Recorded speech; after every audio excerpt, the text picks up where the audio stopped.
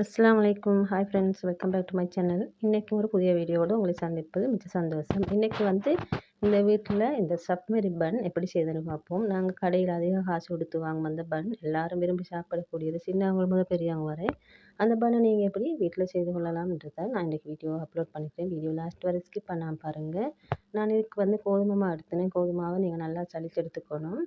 இப்போ நீங்கள் இந்த பன்னை செஞ்சு அவங்களோட சின்னவங்க பெரியவங்க எல்லாருக்கும் செஞ்சு கொடுங்க. நல்லா டேஸ்ட்டாக இருக்கும். உண்மையிலே நல்லா வந்துச்சு அப்படின்னா இப்போ 3 கப் அளவு கோதுமை மாவு எடுத்துட்டேன். அதை ஒரு பெரிய பவுலில் போட்டுக்கணும். ஏன்டா இந்த மாவு பொங்கி வரச்சால டபுள் சைஸ் ஆகி வரும்.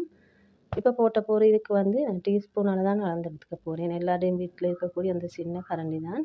இப்போ இதால் 2 டீஸ்பூன் மாதிரி ஈஸ்ட் சேர்த்துட்டேன். நீங்கள் ஈஸ்ட் நல்ல ஈஸ்ட்டாக இருக்கணும், அதாவது புதியதாக இருக்கணும். அப்போ அந்த ஈஸ்ட்டை சேர்த்த பிறகு அதோட சீனி சேர்த்துக்கணும். சீனி ஒரு 2 டீஸ்பூன் மாதிரி சேர்த்துனேன். சேர்த்த பிறகு இதெல்லாம் கலந்துட்டுக்கணும். அதோட நான் ஒரு முட்டையை நல்லா பீட் பண்ணி எப்படி வச்சுருந்தேன். இப்போ அதை நாங்கள் மாவோட சேர்த்தது நல்லா கலந்துட்டுக்கணும்.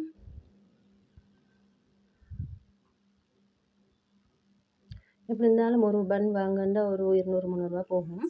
அப்போ ஒரு வீட்டில் 60 பேர் இருந்தால் ஒரு கணக்கு வந்துடும். அப்போ நீங்கள் வீட்லேயும் லேசாக இதை மாதிரிலாம் செஞ்சு எடுத்துக்கொள்ளலாம். இப்போ இதெல்லாம் நல்லா எப்படி கலந்துட்ட பிறகு இதோட நான் முட்டையை சேர்த்துக்கிறேன். முட்டையை நல்லா பீட் பண்ணி சேர்த்துக்கோங்க. அதோட மில்க்கும் சேர்த்துக்க போகிறேன். மில்க் பவுடர் கரைச்சி எடுத்துதான் 2 டேபிள் ஸ்பூன் மாதிரிக்கு 1 கப் மில்க் 1 கப் வாட்டர் நீங்கள் ஆட் பண்ணி கலந்து எடுத்துக்கோங்க. தேவையான அளவு உப்பும் சேர்த்துக்கணும். சேர்த்து இதை மாவு நல்லா எனக்கு கலந்துட்டுக்கணும். நீங்கள் தோசைக்கு மாவு நல்லா கலந்துட்டுக்கோங்க.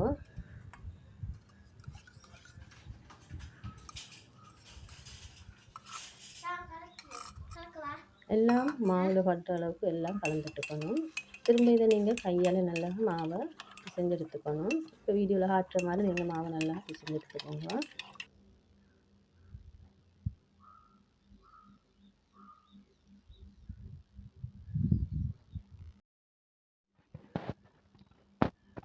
மாவோட எல்லாம் சேர்த்து கலந்துட்ட போகிறேன். இதோட நான் இப்போ பட்டர் சேர்த்துக்க போகிறேன்.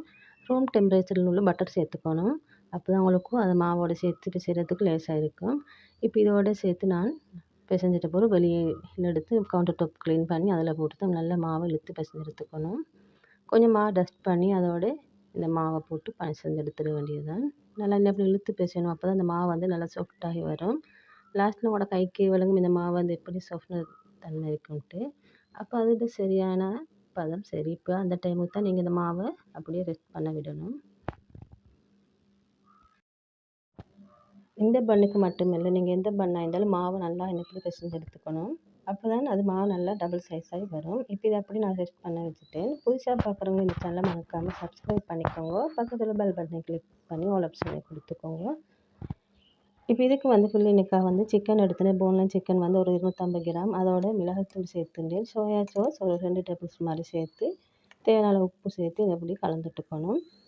இப்போ ஒரு ஃபேனில் ஒரு 2 டேபிள் ஸ்பூன் மாதிரி பட்டர் சேர்த்துட்டேன். பட்டர் நல்லா இப்படி மெல்ட் ஆகணும். மெல்ட் ஆகின பிறகு இந்த சிக்கன் அதோட போட்டுற வேண்டியதான். அதுக்கு முதல்ல ஜிஞ்சர் கார்லிக் அதையும் எப்படி நல்லா சாப் பண்ணி போட்டுக்கணும். அதோட பச்சை வாசம் போகும் அளவு நல்லா பொரிஞ்சு வரணும். அது பிறகு தான் சிக்கனை போடணும்.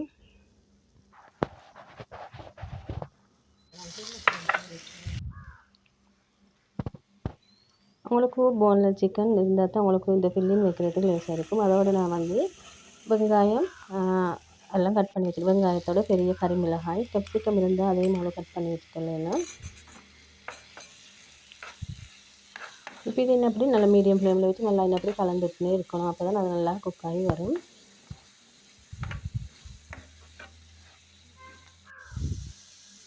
இதோட தேவையான உப்பையும் இன்னும் கொஞ்சம் சேர்த்துட்டேன். அப்போ அது நல்லா உப்பு பிடிச்சி நல்லா மசாலா பிடிச்சி நல்லா ஃப்ரை ஆகி வரும். டீப் ஃப்ரையில் இது எப்படி பட்டர்லேயே கொஞ்சம் வதங்கி வரணும் நல்லா. இப்போ இன்னும் கொஞ்சம் சோயா சாஸ் சேர்த்துனேன் இன்னொரு கரண்டி மாதிரி.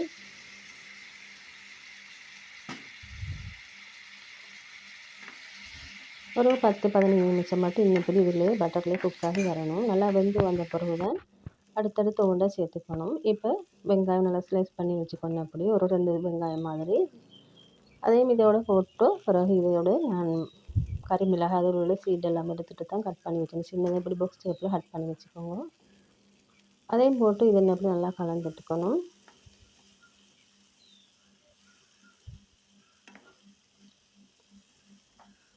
உங்களுக்கு இதோட சிக்கனை ஃப்ரை பண்ணியும் போட்டுக்கலும், டீப் ஃப்ரை பண்ணி. நான் எனக்கு டீப் ஃப்ரை பண்ணாமைக்கு நார்மலாக இப்படி போட்டுட்டேன். அதோட சில்லி ஃப்ளேக்ஸ், அதோட வந்து பெப்பர் பவுடரும் சேர்த்துக்கணும். இதோட வந்து கொஞ்சம் மில்க் சேர்த்துட்டேன்.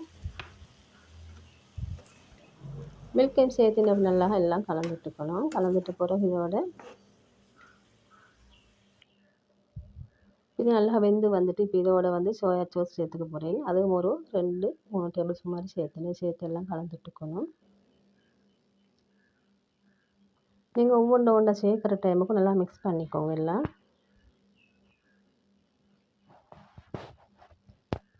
இதோடைய வந்து நான் மயோனைஸ் ஒரு டேபிள் ஸ்பூன் மாதிரி சேர்த்துட்டேன். சேர்த்து எல்லாம் நல்லா மிக்ஸ் பண்ணிக்கணும்.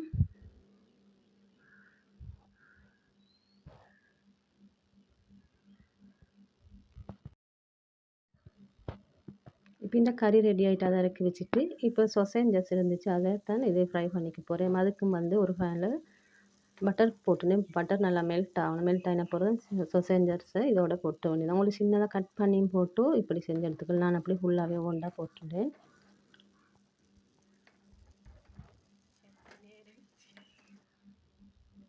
போட்டு அந்த பட்டரில் அது வந்து நல்லா ஃப்ரை ஆகி வரணும்.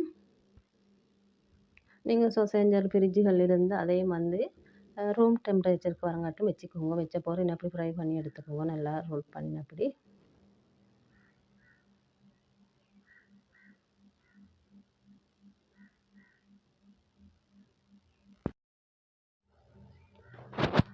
சொசேஞ்சஸ் ஃப்ரை ஆகும் வரைக்கும் நான் வந்து இந்த கறி எடுத்து ஆற வச்சுட்டேன்.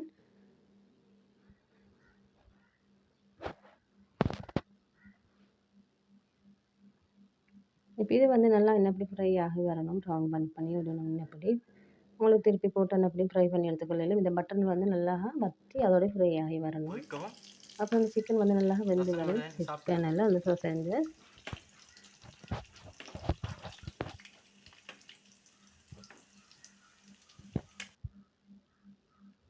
இப்போ வந்து இதுக்கு வந்து ஒரு சோஸ் செய்யணும். அது வந்து மயோனஸும் டொமேட்டோ சோஸும் சேர்த்து இது எப்படி கலந்துட்டு வச்சுக்க வேண்டியது தான். இப்போ மாவை பார்த்தா மாவு வந்து நல்லா டபுள் சைஸாகி வந்துச்சு. இப்போ இதை மாவை நாங்கள் சின்னதாக கட் பண்ணி எடுத்துக்கணும்.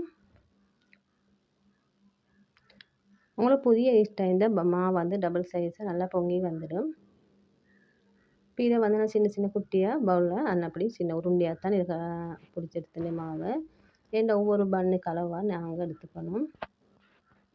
உங்களுக்கு இல்லாட்டி இந்த பன்னுன்ற அளவுக்குண்டு உங்களுக்கு ஒவ்வொரு மாவை உருண்டையாக நீங்கள் நிறுத்துறதுக்கோ மேலும் அளவை பார்த்து எனக்கு இப்போ இந்த அளவு போதுமா இருந்துச்சு. இப்போ நான் வந்து இதை எப்படி நல்லா மாவை நல்லா பண்ணி எப்படி உளுத்தெடுத்து நல்லா உருண்டையாக்கணும். அப்போ அந்த மாவு வந்து பன் வந்து நல்லா சாஃப்டாகவும் நல்ல லேயராகவும் வரும்.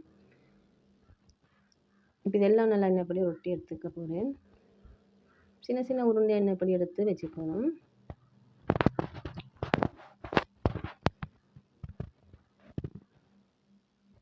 எல்லா மாவையும் உருண்டையாக இப்படி எடுத்து வச்ச போகிறோம். இதை வந்து நாங்கள் மூடி வச்சிடணும் ஒரு 10-15 நிமிஷம் மாதிரி. அப்போ தான் அந்த மாவு வந்து இன்னும் டபுள் சைஸ் ஆகி வந்துடும். இப்போ ஒரு 10 நிமிஷத்துக்கு ஒரு மாவு வந்து நல்லா டபுள் சைஸ் ஆகி வந்துச்சு இந்த உருண்டையெல்லாம். இப்போ இதை வந்து நான் பருத்தி எடுத்துக்க போகிறேன். எப்படி இந்த பன் ரோல் ஒட்டி எடுக்கன்னு பார்ப்போம். ஒரு வைக்கரியால் எடுத்து இப்படி கையால் நீங்கள் இழுத்து இப்படி எடுத்துக்கோங்க மாவை.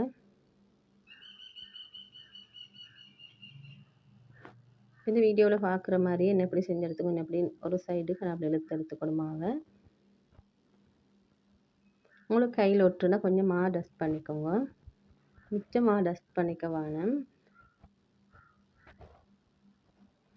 உங்களுக்கு கையால் எப்படி கஷ்டம் உங்களுக்கு உருட்டு கட்டைந்து அதால் கொஞ்சம் மெலிசாக்கி எடுத்துக்கொள்ளலாம்.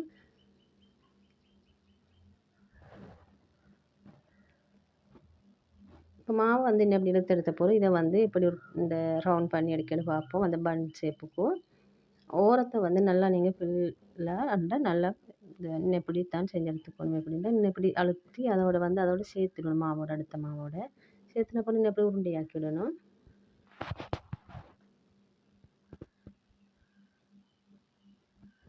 அந்த ஓரங்களையும் எப்படி சேர்த்துடணும். இல்லாட்டி நீங்கள் பேக்காகி வரைச்சின அந்த மாவு வந்து பன் வந்து அப்படியே பிரிஞ்சு வந்த மாதிரி இருந்துடும்.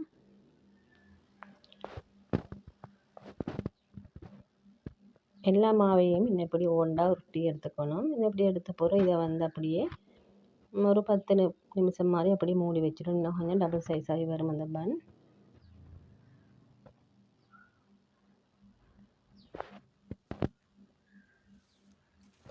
இதுக்கு வந்து மேலுக்கு அந்த எக் ரோஸ்ட் பண்ணுறதுக்கு எக்கை வந்து நல்லா பீட் பண்ணி எடுத்துக்கோங்க. உங்களுக்கு எக் விருப்பம் இல்லைன்னா உங்களுக்கு மில்க்கையும் அப்படி மில்க்கை வந்து கொஞ்சம் கலந்துட்டு எடுத்துக்கலாம். இப்போ இது வந்து இன்னும் கொஞ்சம் டபுள் சைஸ் ஆகி வந்துச்சு. இப்போ ஒரு 10 நிமிஷத்துக்கு போகிறோம். இதுக்கு மேலே அப்படி எக் ரோஸ்ட் பண்ண வேண்டியது தான். நான் ஒரு மட்டும் இப்படி பண்ணிவிட்டு திரும்பவும் பண்ணின பிறகு தான் எள்ளு தூவினேன், வெள்ளை எள்ளு.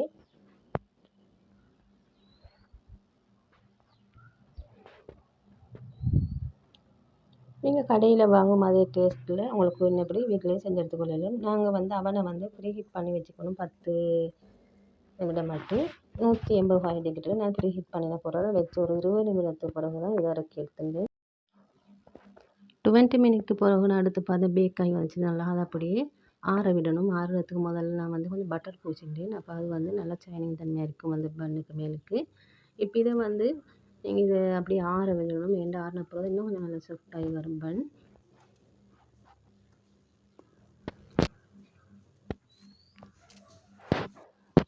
பன் ஆறும் வரைக்கும் நான் வந்து சொசேஞ்சரை கட் பண்ணி வச்சுன்னு சின்ன சின்னதாக. உங்களுக்கு கட் பண்ணாமல் அப்படி ஃபுல்லாகவும் போடலும். இப்போ ஆறின பொருள் ஒரு பன்னு கட் பண்ணி எப்படி அதுக்கு ஃபில்லிங் வைக்கிறேன்னு காட்டுறேன். உங்களுக்கு இந்த சைட்லேயும் கட் பண்ணி எடுத்துக்கொள்ளலாம், இல்லாட்டி நடுப்பகுதியிலையும் கட் பண்ணி உங்களுக்கு ஃபில்லிங்கை வச்சுக்கொள்ளலாம். இப்படி நல்லா சாஃப்டாக வந்துச்சு இந்த பன். இப்போ இதுக்கு வந்து சோஸ் நான் ரெடி பண்ணி வச்சுருந்தேன். டொமேட்டோவும் அடுத்தது மயோனஸும் சேர்த்து அதை இன்னப்படி பூசின பிறகு இதுக்கு மேலால் வந்து ஒவ்வொன்றா வச்சுக்க வேண்டியது. வெங்காயம் தக்காளியெல்லாம் ரவுண்ட் ஷேப்பில் கட் பண்ணி வச்சுக்கணும் அதோட சலாதில். அதையும் இன்னப்படி வச்ச பிறகு இதில் வந்து வெங்காயம் இன்னப்படி ஒவ்வொன்றா ரவுண்ட் ஷேப்பில் வெட்டினத்தை வச்ச பிறகு நான் கறியை வச்சிருந்தேன் சிக்கன். அதோடைய வந்து இந்த சொசேஞ்சர் ஒவ்வொன்றா வச்சு இதை நல்லா ஃபில்லிங்காக கட் பண்ணும்போது இதை நல்லா கவர் பண்ணி மடித்து எடுத்துடணும். நீங்கள் இப்படி வீடியோவில் காட்டுற மாதிரி நீங்களும் செஞ்சு எடுத்துங்க பாருங்கள், நல்ல டேஸ்ட்டாக வரும். இந்த சப்மரின் பன்னில் சின்னவங்க விரும்பி சாப்பிடக்கூடிய சின்னவங்க மட்டும் இல்லை பெரியவங்களும் தான்.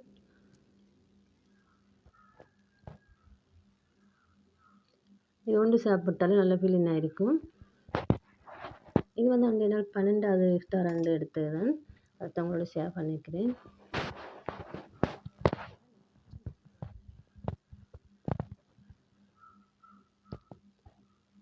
ஒவ்வொரு பண்ணையும் எப்படி ஃபில்லிங் வச்சு நான் மடித்து வச்சுட்டேன். இப்போ உங்களுக்கு இந்த சிக்கனுக்கு பதிலாக பீஃபும் எப்படி ஃப்ரை பண்ணி இதே மெத்தட்லேயே உங்களுக்கு செஞ்சு எடுத்துக்கொள்ளலாம்.